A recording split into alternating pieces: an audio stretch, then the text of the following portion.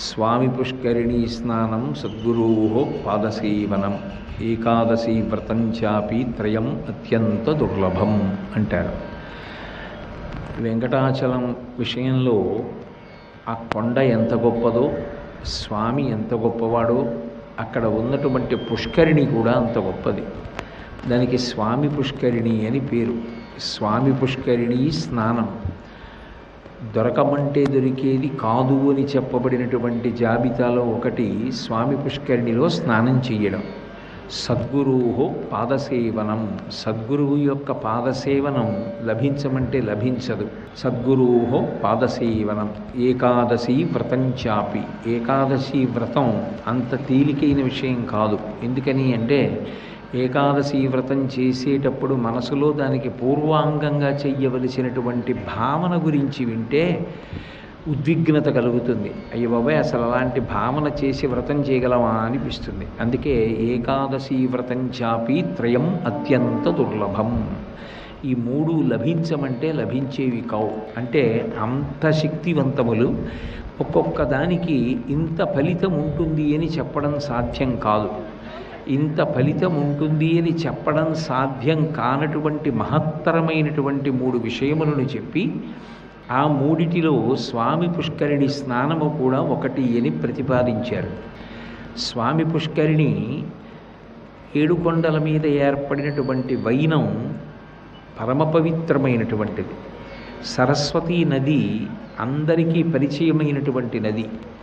ఆ సరస్వతీ నది అధిష్టాన దేవత ఒకానొకప్పుడు పరమేశ్వరుడి గురించి గొప్ప తపస్సు చేసింది. ప్రతి నదికి అధిష్టాన దేవతలు ఉంటారు. అది అనుభవంలో తెలుసుకున్నటువంటి పెద్దలు ఎందరో ఉన్నారు. గోదావరి నది యొక్క అధిష్టాన దేవతా దర్శనాన్ని పొంది గోదావరి నది అధిష్టాన దేవత యొక్క అనుగ్రహ ప్రసాదంగా ఎన్నో ప్రయోజనములను పొందినటువంటి పెద్దలున్నారు. అలాగే కృష్ణవేణి నది యొక్క అధిష్టాన దేవత అనుగ్రహం పొందిన వారు ఉన్నారు. గంగానది యొక్క అధిష్టాన దేవత దర్శనాన్ని ప్రత్యక్షంగా తాడేపల్లి రాఘవనారాయణ శాస్త్రి గారు పొందారు. మహాత్ములు ఎందరో నదుల యొక్క అధిష్టాన దేవత దర్శనం చేశారు. శంకర భగవత్పాదులంతటి మహాపురుషులు కూడా గంగానది మీద స్తోత్రం చేశారు, యమునా నది మీద అష్టకం చేశారు, మణికర్ణిక మీద అష్టకం చేశారు, నర్మద మీద అష్టకం చేశారు.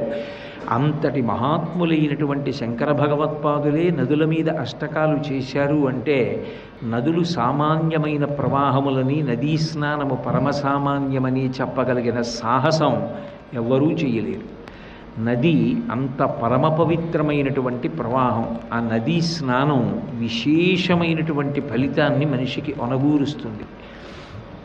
అటువంటి ప్రఖ్యాతమైనటువంటి నదులలో సరస్వతీ నది ఒకటి. ఆ సరస్వతీ నది అధిష్టాన దేవత ఒకప్పుడు భగవంతుడి గురించి గొప్ప తపస్సు చేసింది. ఎందుకు తపస్సు చేయడం అంటే తపస్సు చేత సాధించలేనటువంటి కోరిక లోకంలో ఉండదు. అందుకే అసలు ఈ సృష్టి ప్రారంభంలోనే భగవంతుని యొక్క ఉపదేశం దేంతో మొదలవుతుంది అంటే తపించు అన్న మాటతో ప్రారంభం అవుతుంది. బ్రహ్మగారు సృష్టి జరిగినప్పుడు అనంతమైనటువంటి జలరాశిని చూసి వీరు ప్రాణి కనపడక అయోమయానికి గురైనప్పుడు అంతరిక్షంలోంచి తపస్సు చెయ్యి అన్న మాటలు వినపడ్డాయి. మీరు భాగవతం, రామాయణం అటువంటి వాటిని పరిశీలిస్తే రాశీభూతమైనటువంటి తపస్సు అంటూ ఉంటారు. అది అంత శక్తివంతం. తపస్సు అంటే అన్నీ వదిలిపెట్టేసి ఎక్కడికో వెళ్ళిపోయి కూర్చుని ఏదో చెయ్యమని కాదు. తపస్సు అంటే మనసుని ఏకాగ్రం చేసి ఒక విషయం మీద నిలబెట్టగలగడం. మీరు ఒక గంటన్నర సేపు భగవత్ సంబంధమైనటువంటి విషయాన్ని ఏకాగ్ర బుద్ధితో వింటున్నారనుకోండి, అలా విన్నది ఏదో అది గంటన్నర పాటు మీరు చేసినటువంటి తపస్సు. శృణ్వంతపః. భగవంతుని యొక్క రూపాన్ని కొంతసేపు మీరు తదేక దృష్టితో చూడగలిగారనుకోండి, అది తపస్సు.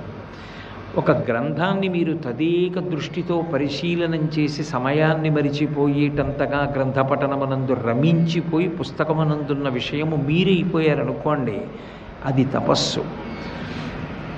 ఏది చేసినా ఏకాగ్ర దృష్టితో, ఒక పూజ చేస్తే అటువంటి ఏకాగ్ర దృష్టితో చేసినటువంటిది ఏది ఉందో అది తపస్సు. అలా తపస్సు చేయడం అనేటటువంటిది మహోత్కృష్టమైనటువంటి విషయం. దాని చేత సాధించలేని ఫలితం అన్నది ఉండదు. అందుకే సరస్వతీ నది కూడా తన మనసులో ఉన్నటువంటి అభీష్టాన్ని నెరవేర్చుకోవడానికి గొప్ప తపస్సు చేసింది. సర్వం శ్రీ ఉమామహేశ్వర పరబ్రహ్మార్పణమస్తు. స్వస్తి.